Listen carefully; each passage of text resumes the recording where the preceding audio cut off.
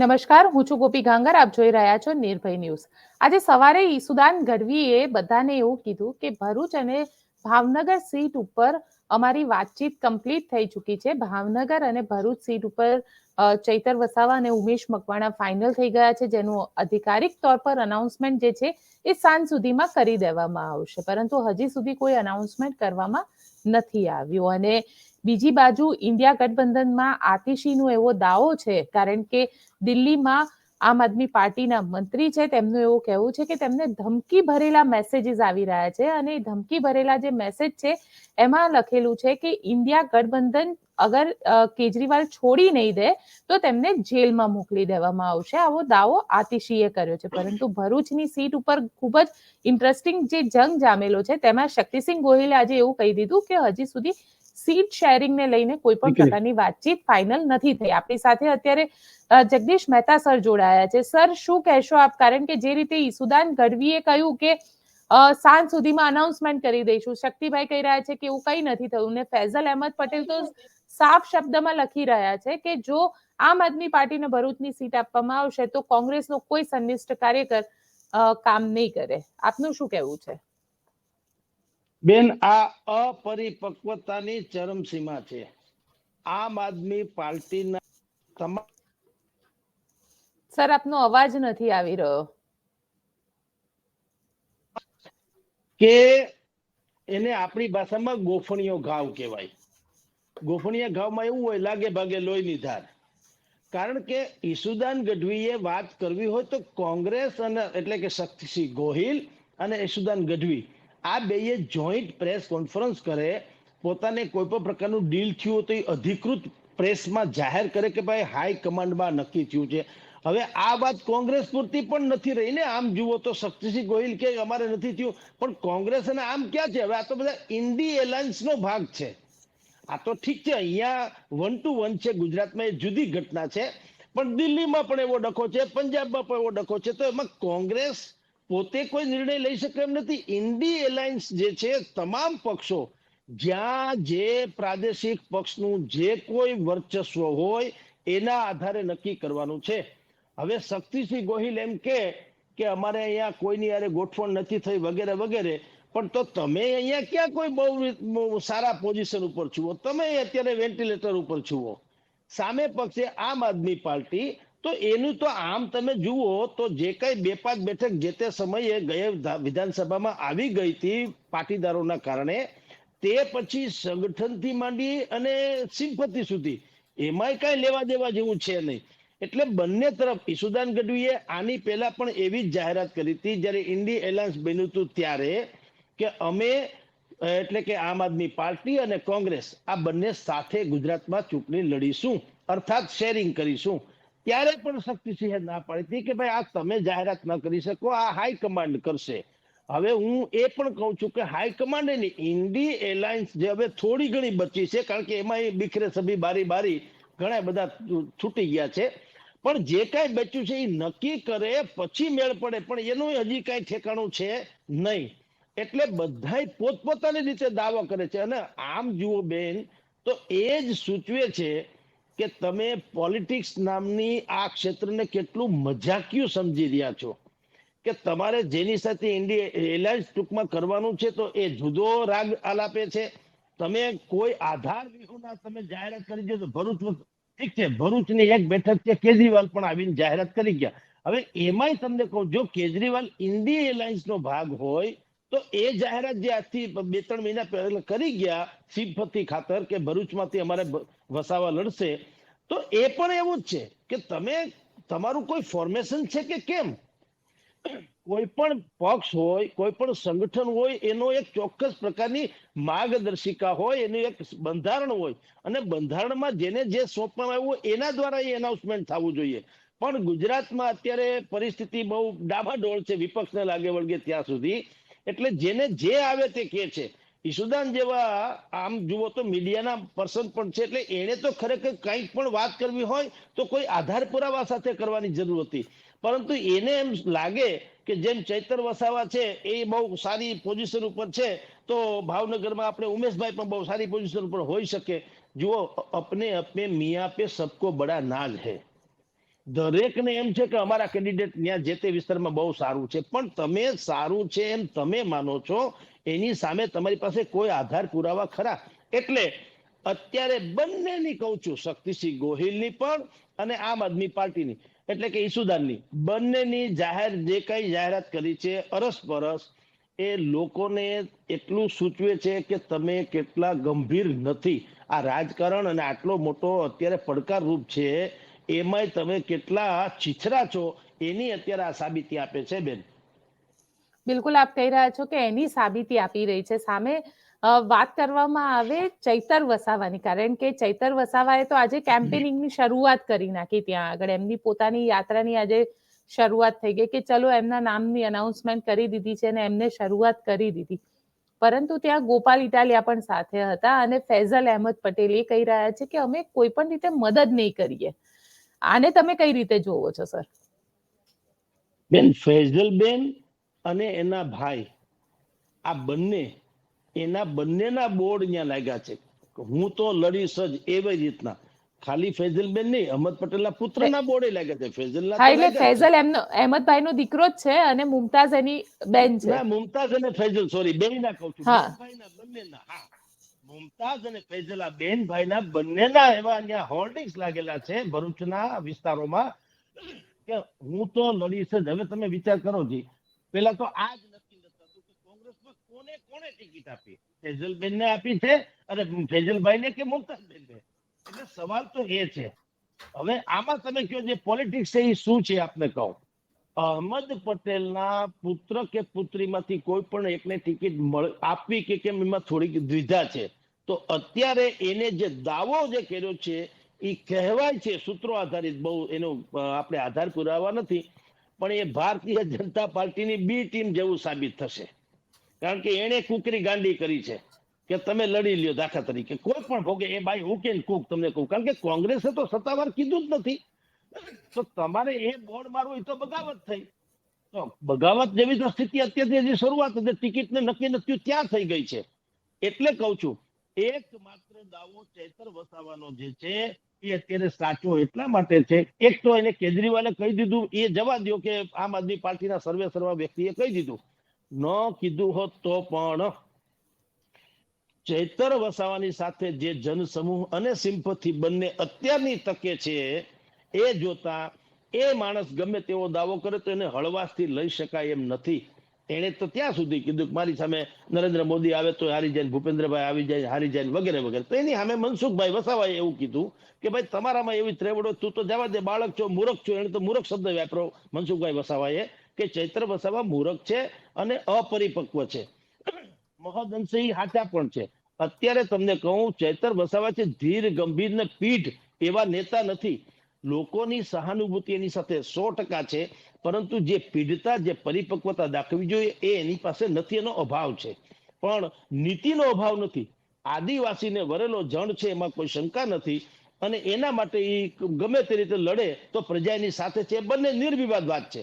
પણ રાજકારણમાં, રાજનીતિમાં જે પરિપક્વતા હોવી જોઈએ એ એનામાં હજી ખૂટે છે. કારણ કે એ અત્યારે શું જુએ છે, એને જે ઓડિયન્સ જે સાંભળે છે એ માને છે કે આ બધાને અહીંયા જ મત આપવાનો છે. એને ખબર નથી કે ગામે ગામથી ભેગી થયેલી જનતા છે. તમારે જ્યાં ઊભું રહેવાનું છે ત્યાં પાછું ભાજપ પણ છે, આમ આદમી કદાચ હોઈ શકે, અને આપણું કોંગ્રેસ હોઈ શકે. તો તમે કલ્પના કરો કે તમારી સ્થિતિ શું થાય. બીજું, સંગઠન નામની એક ચીજ હોય છે, બૂથ લેવલ સુધી તમારે કાર્યકર્તાને પહોંચાડવા પડે. હવે એ જે વ્યવસ્થા ન થાય તો સહાનુભૂતિના નામે કાંઈ થતું નથી. હોતું સહાનુભૂતિ તો રાજેશ ખન્નાને પણ બહુ મળી હતી એક જમાનામાં, સુપરસ્ટાર હતા, પછી આપણે જોઈએ છે હારી ગયા હતા. શત્રુઘ્ન સિંહાને અત્યારે નક્કી નથી ટિકિટ ક્યાંથી આપી. ભારતીય જનતા પાર્ટીમાં બહુ માથું હતા તો પણ એને ન મેળ પડ્યો. અત્યારે એ ટીએમસીમાં જઈને બેઠા છે. તો તમે જેને સ્ટારડમ કહો છો, સ્ટારડમ જે છે એને મતમાં પરિવર્તિત કરવું બહુ અઘરું છે. એટલે મનસુખભાઈ વસાવાએ જે શબ્દ વાપર્યો, ભલે એને જરાક કઠોર શબ્દ મૂર્ખ નામનો વાપરો, પણ અપરિપક્વ તો ખરા. કે તમે જેને ઓડિયન્સ કહો છો એ ઓડિયન્સને આઈને મત નથી આપવાનું. એ ગામે ગામથી ભેગું થયેલું ઓડિયન્સ છે. તમારે તમારા જે વોટર્સ છે, ખાસ જેને કહેવાય કમિટેડ વોટર્સ જેવું, તો એનો થોડોક અભાવ છે. એટલે ચૈતર વસાવા અત્યારે દાવો કરે તો પણ એને ગંભીરતાથી થોડોક એટલા માટે લેવો જોઈએ કે જનસમૂહ એની સાથે છે. મુમતાઝ અને ફૈઝલ એ બંને પણ હવે એ પોતપોતી રીતે દાવા કરે છે. કે જો કાંઈ થશે તો અમે લડી લઈશું, પણ ભલામણ એક તો તમને ટિકિટ હજી જાહેર નથી થઈ. તમને કોંગ્રેસ, આમ જુઓ તો કોંગ્રેસે તમારું નામ તો ઇન્ડી એલાયન્સ પર તો કમસે કમ આપવું જોઈએ.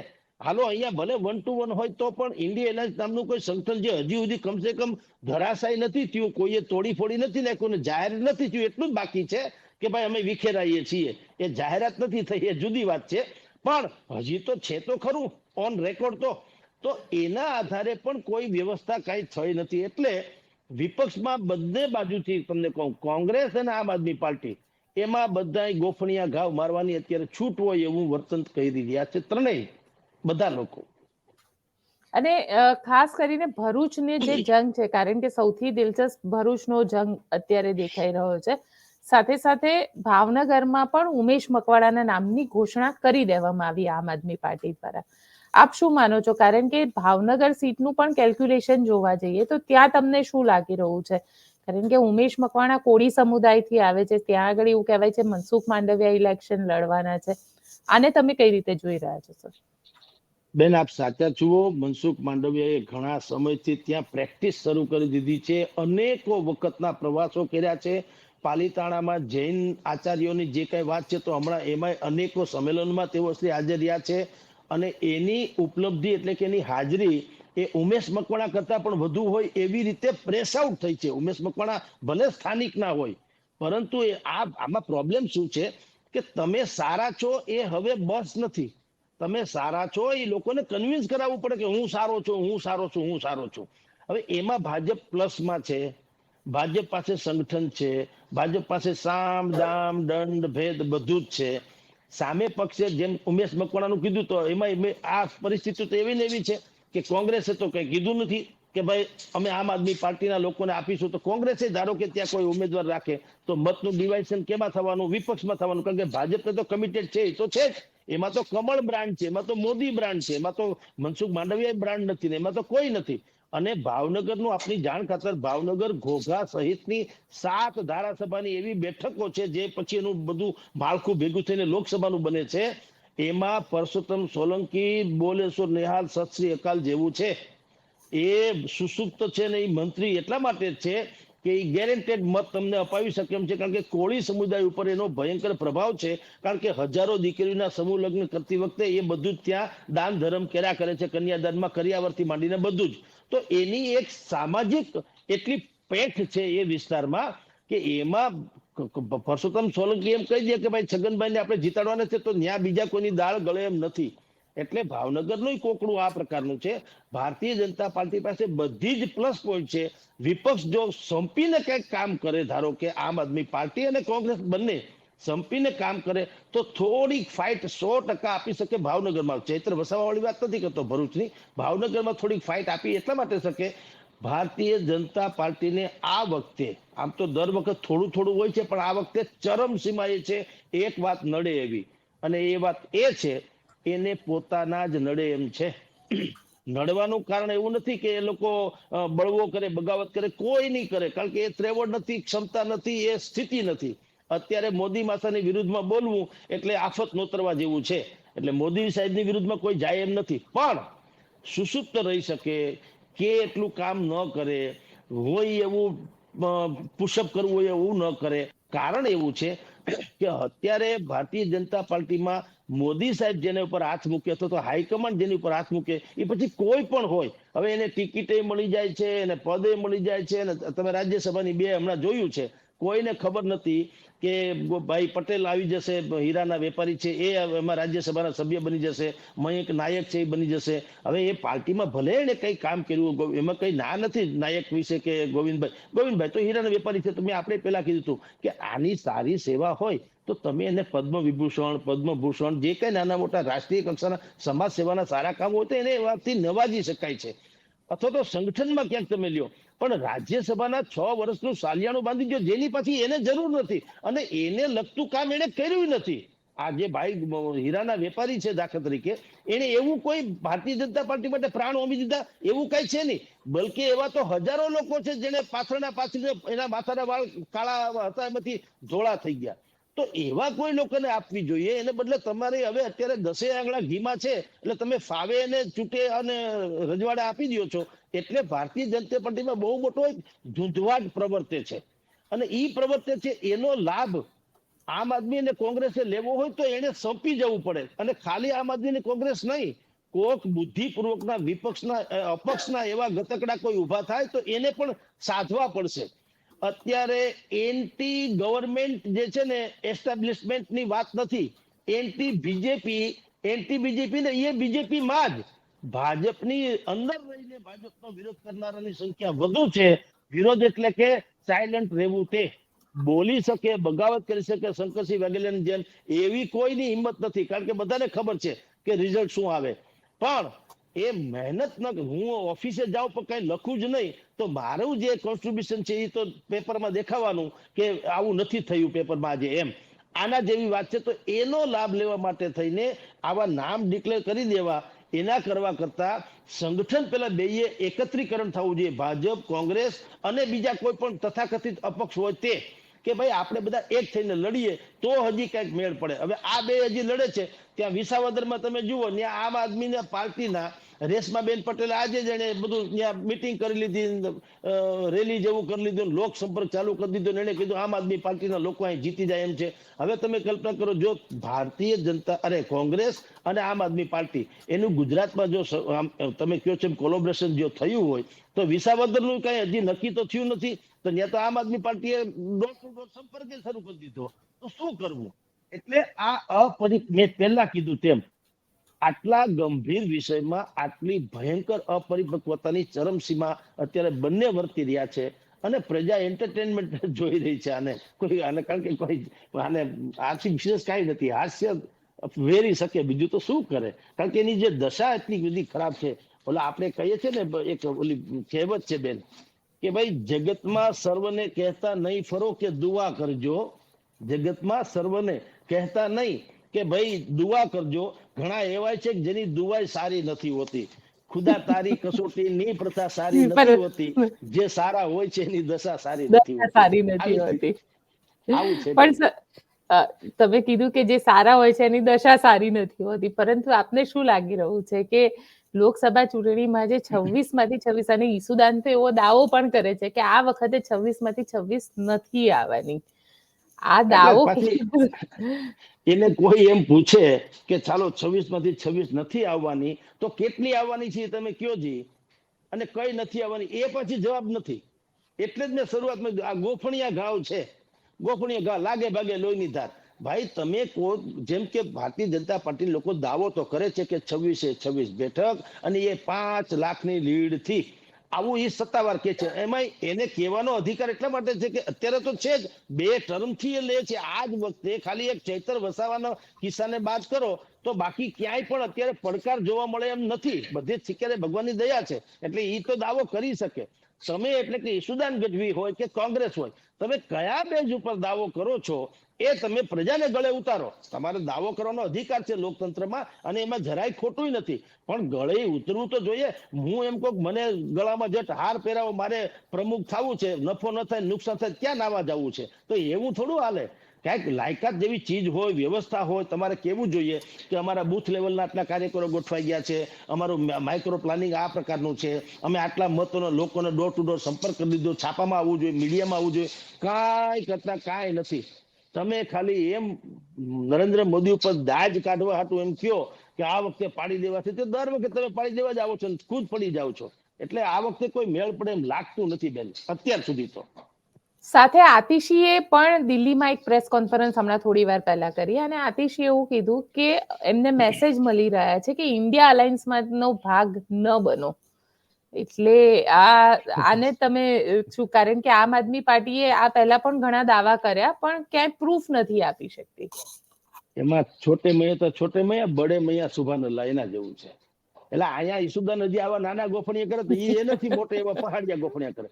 ભલા માણસ અહીંયા ભાઈ આવ્યા હતા કેજરીવાલ, તો એને કીધું હતું કે ચૈતર વસાવાને ખરીદવા માટે 100 કરોડ રૂપિયાની એનાઉન્સમેન્ટ થઈ. પછી દાવા જ કરવા એને શું છે તમને કહું, હેઠે હોવું ને હું હાકડ ભોગવવી, આ એના જેવું છે. કે તમારે દાવા કરવા તમારી પાસે કઈ હોવું તો જોઈએ. આ ફલાણો પત્ર, આ ઢીકણાભાઈ ની વાત, આ વિડીયો કે ઓડિયો કેસેટ, કશું જ નહીં. 100 કરોડ રૂપિયાની વાત કરી લીધી. એટલે ભાઈ ભારતીય જનતા પાર્ટી એમ કઈ પાગલ નથી, બધું છે એની પાસે. પછી 100 કરોડ આપણે 100 કરોડ 50 કરોડ વાપરે તો એમને જ જીતી જાય એમ છે. એ તમારી અહીંયા હું કેમ લોદર તોડે? એમ આ ભાઈ બેન કે છે આશીષી કે ભાઈ અમને ધમકી આપી રહી છે, ફલાણું કરી રહ્યા છે. પણ તમે ઉજાગર કરો ને, તમે તો મંત્રી પણ છો, પાછા દિલ્હી સરકારના મંત્રી છો તમે, હાવ કઈ સામાન્ય પ્રજા નથી. તો આવી રજૂઆત કરો. જો એક મંત્રી થઈને જો તમે આવી રજૂઆત કે આવા છાજિયા લેતા હો તો તમારી પાસેથી શું અપેક્ષા અમે પ્રજા પર રાખી શકે? મને કયો. તમારે તો આધાર પુરાવા સાથે વાત કરવી જોઈએ. બલકે સ્થિતિ એટલી ખતરનાક છે બેન અત્યારે. હવે ભલે ગઠબંધન થયું નથી ગુજરાતમાં, પણ અમુક જગ્યાએ તો થયું પણ છે. એમાં આમ આદમી પાર્ટી અને કોંગ્રેસ બે સમિલિત છે. આ જ આમ આદમી પાર્ટીનું પ્રાગટ્ય છે ને કારણે થયું હતું. આટલા થોથા લઈને બહાર આવતા હતા કે કોંગ્રેસ છે દુનિયાની સૌથી મહાભ્રષ્ટ પાર્ટી છે, અને હું હમણાં જો ચૂંટાઈ જાય તો હું શીલા દીક્ષિત થી માંડીને બધાની જેલમાં પૂરી દઈશ. થયું કઈ? હવે એના ભેગે બહેની ભાણા મીંડા ખાવા. જે કેજરીવાલ એ શબ્દ વાપરતા હતા કે એક થાલી કે દોનો ચટ્ટે બટ્ટે હે ભાજપ કોંગ્રેસ, એવું ઈ કહેતા હતા કે ભાજપ અને કોંગ્રેસ એ એક થાલી કે દોનો ચટ્ટે બટ્ટે હે, એટલે એક સિક્કાની બે બાજુ છે. હવે તમે ખુદ આમ આદમી પાર્ટી અને કોંગ્રેસ એ પાછા મીંડા વેવાય વેલાની જેમ મીઠા મોઢા કરવા એકબીજા, તો તમે કલ્પના કરો તો તમારી પર લોકો શું કામ ભરોસા કરે? કારણ કે આ તો તમે બગડો. તો હું ભૂતકાળમાં ઘણી વખત મેં આપને કીધું કે ભેળ ખાવું એ પાપ નથી, પણ મોરારી બાપુથી ભેળ ન ખવાય રોડ ઉપર, એને ઘરે બોલાવાય. ખરાબ લાગે. લોકોની શ્રદ્ધા છે, તમે બહુ મહાન સંત છો, તમે ઉભા પાણીપુરી ખાવ એ એનાથી શોભે નહીં, નહીતર એમાં કઈ પાપ નથી. એમ રાજકારણમાં બધું કાળું ધોળું થતું હશે, તમે ક્યાંક કરો જ્યાં તમારે કરવું હોય, જ્યાં તમારા સ્ટોર રૂમમાં કે તમારા ફલાણા રૂમમાં. પણ તમે જાહેરમાં હવે જે કોંગ્રેસને ભાંજી ભીડીને તમે આવ્યા હતા, હવે એની સાથે તમે ભાણું માંડવા બેસી ગયા છો, તો તમને શું કામ કોઈ પરિશુદ્ધ રાજનીતિના નાયક ગણે? મને કયો જી. એટલે હાથે કરીને બધું સત્તાની ઉતાવળમાં એ હાથે કરીને આફત નોતરી રહી છે. આ લોકો ઉતાવળે આપઘાત કરશે અને આરામથી પસ્તાશે. સર, આપ અમારી સાથે જોડાયા તેના માટે આપનો ખૂબ ખૂબ આભાર. નમસ્કાર બેન, નમસ્કાર. નમસ્કાર. તો આ તો જગદીશ મહેતા સર, જેમનું કહેવું છે કે ઉતાવળે આંબા પકાવવાની કોશિશ કરી રહી છે અત્યારે આમ આદમી પાર્ટી, અને ઈસુદાન ગઢવી જે રીતે આજે સ્ટેટમેન્ટ આપી રહ્યા હતા સવારે, કારણ કે હજી સુધી ફાઇનલ ડિસિઝન કશું આવ્યું નથી, અને કહેવાય રહ્યું છે કે ફાઇનલ ડિસિઝન લગભગ હજી આવતા ગુજરાતને લઈને જ, કારણ કે અલાયન્સ છે, અલાયન્સનું આ ફાઇનલ ડિસિઝન આવતા ગુજરાતને લઈને લગભગ 24 થી 48 કલાકનો સમય લાગી શકે તેમ છે. તેવામાં ઈસુદાન ગઢવીનું આજનું જે સ્ટેટમેન્ટ આવ્યું છે કે લગભગ ચૈતર વસાવા ફાઇનલ થઈ ગયા છે, ભાવનગરથી ઉમેશ મકવાણા ફાઇનલ થઈ ગયા છે, અને લગભગ સાંજ સુધીમાં તો અનાઉન્સમેન્ટ થઈ જશે. આ પ્રકારની વાત એક રાજકારણમાં કેટલી યોગ્ય લાગે? કારણ કે ઈસુદાન ગઢવી આમ આદમી પાર્ટીના અધ્યક્ષ પણ છે. આપ આ શું વિચારો છો ઈસુદાન ગઢવીના સ્ટેટમેન્ટને લઈને, કે જે એમને કર્યું તે યોગ્ય છે કે નથી? તે અમને કોમેન્ટ બોક્સમાં ચોક્કસથી લખીને જણાવજો. અમારી ચેનલ નિર્ભય ન્યૂઝને લાઇક, શેર અને સબસ્ક્રાઇબ કરવાનું ભૂલશો નહીં. આભાર.